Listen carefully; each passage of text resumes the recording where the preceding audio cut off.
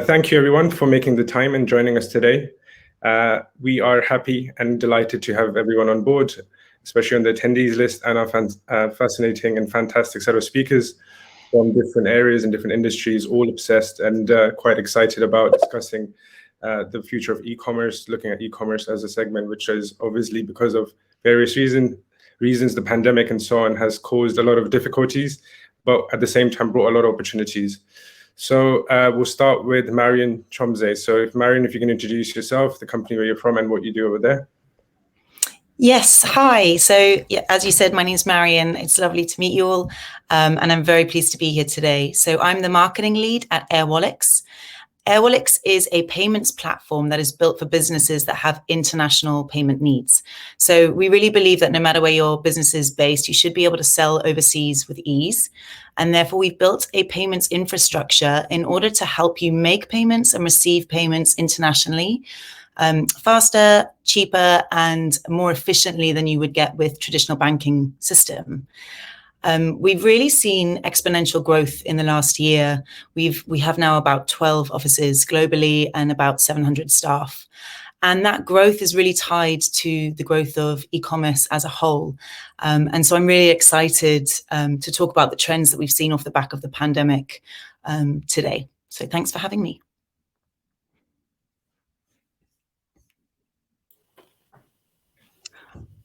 I think you may be muted, Gal. Sorry. Sorry, yes, that happened. Hi, Stephen. So Stephen, if you can go next, please.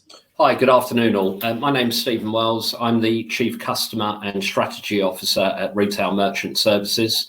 Retail Merchant Services is a payments company that has been going now for around about 13 years. We have 50,000 customers across the UK and Ireland. Our key mantra across our business and across our overall ethos is around how can we make our customers' lives easier with regards to taking payments. Obviously, we've seen quite a few behavioural shifts over the last year, which I'll touch upon a bit further today. And obviously delighted to join today's session. Thank you, Stephen. Next, Zain, if you can provide us an introduction as well, please. Hi, everyone. I'm Zain. I'm the European Enterprise Director for Habu. We're a fulfillment company based in the UK and currently expanding throughout Europe. So we're a technology company at heart. So essentially, we're trying to change the way the fulfillment industry is running to ensure customers have the best service levels, regardless of their size. Typically, fulfillment companies focus on, your larger entities, whereas we're trying to open that best level of customer service for everybody. We have a unique hub model, which basically provides all customers with a micro warehouse within our larger warehouses and allows customers to deal directly with the person who's handling their stock instead of going through so many hoops. So yeah, I'm really excited to talk about how the e-commerce industry has changed recently and how it's affected our business and the market as a whole. Thanks a lot for that, Zain. And then finally, we've got Alexei. Hello, everyone, and I'm listening to you, and I'm so glad we're in so great company today. So thank you for joining again. I am Alexei Potemkin. I am a managing director of Osome UK. Osome is the company that helps out entrepreneurs with a focus on e-commerce businesses to deal with all the boring, tedious tasks that everyone hates doing: accounting, bookkeeping, incorporation, you name it. Our model is like SaaS with human in the loop. So unlike other accounting software out there, we employ our accountants and bookkeepers, and hence we are able to provide the full scope of accounting services for e-commerce sellers. Also for the e-commerce sellers, we have our specialized product that allows you to save even more time on accounting and bookkeeping tasks by integrating with all the e-commerce platforms out there and assigning you a dedicated e-commerce accountant and bookkeeper. We are truly global company. Also, we have offices in 5 countries. Jesus, already 5. We have 6,000 clients globally, and obviously the last year showed us that the e-commerce segment is one of the segments where we need to focus on, because currently in the UK, for example, we have more than 70% of our clients are from the e-commerce. So I'm super glad to have this opportunity to talk to all our partners about trends and about where do we see all this going. Perfect. Thank you everyone for the introductions, and it's great to have a great set of companies and speakers from various fields. So next we'll want to do a quick presentation in regards to e-commerce. Alexa will be delivering that. One other thing to add, guys, please feel free to ask a lot of questions, as many as you want. Feel free to add it in the question section, and we'll endeavor to answer as many as possible. And then in the polls section, we'll be running some polls.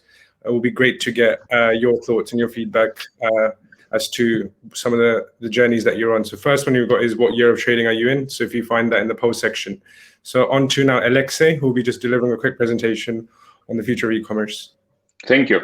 Just to guide a little bit our discussion, let's touch upon a few of the trends that we saw, like while talking to our clients, while talking to other experts in the e-commerce space. So maybe that will help us to shape the discussion going forward.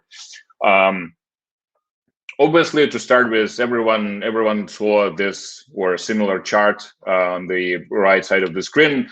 The e-commerce, the share of the e-commerce sales is growing in all the non-grocery and grocery segments. So we saw during the lockdown that it's like gets 5 years in 2 months or something like that, right? One of the things that probably we would like to see going forward is how will the trend look like in the next couple of months, where the offline retail shops are actually open. Because if you remember, in the lockdown, everything was closed. So that's why when you are comparing the share of the e-commerce compared to like almost zero sales in the closed shop, obviously we will see the growth that we saw. But it's going to be interesting, I think, to see how the offline retail will catch up during the summer. In terms of big trends that we see, that's like the first one that I wanted to mention is obviously marketplaces. So we see that Amazon and eBay is already like more than 40% of the e-commerce of the UK e-commerce sellers. It becomes more and more difficult for individual sellers, especially small business sellers, to compete if they are not on the marketplace. And the biggest not problem, but interesting trend here is not only many people buy on Amazon, but almost half of the internet shoppers start their search to buy something already on Amazon, not on Google, right? So if you have your own Shopify or some other website somewhere else, half of the people will still go and search on Amazon, and like if you are not there, they will probably not find you. So that has all the different implications, and like where do you want to be, where do you want to sell?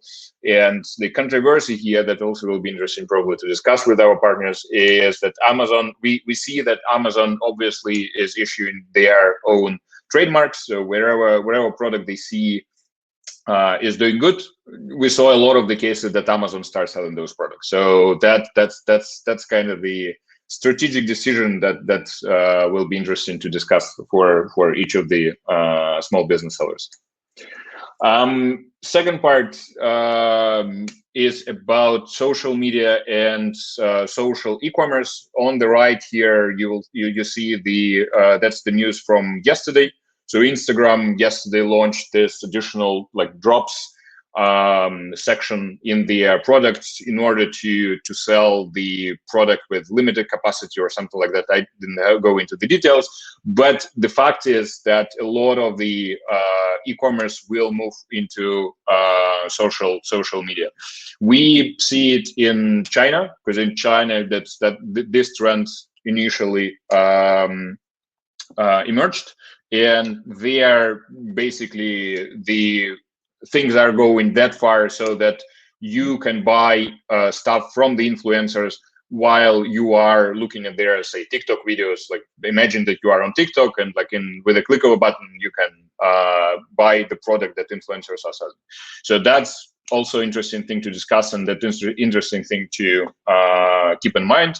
We also saw that 45% of the UK consumers would already buying the product on the social media, whereas only 24% of the UK businesses are selling product via social media, at least in the beginning of last year. So hopefully it changed during the pandemics.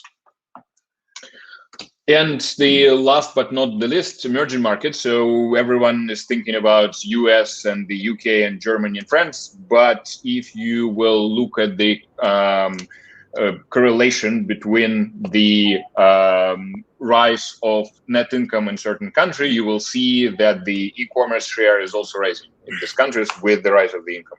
So that should lead you to consider also entering into the emerging markets. It's like a little bit less of competition there. The markets are huge, and basically the strategy to enter there is also something that would be interesting to consider if you are to grow your e-commerce business going forward. That's it. Just like 3 of those points to kick off our discussion, and let's then turn to our partners and see what are they thinking about the future of the e-commerce, about what are the trends they see in their clientele, and what do they think the client should be doing going forward. Thank you.